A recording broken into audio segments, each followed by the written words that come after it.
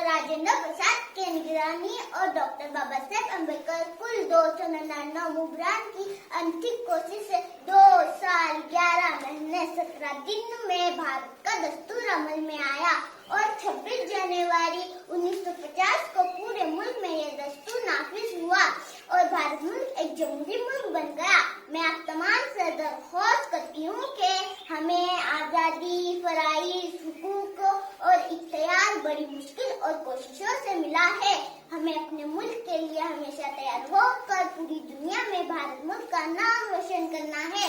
मैं अपनी तकरीर को छोटे से शेर पर खत्म करती हूँ। दिलों में खूब वतन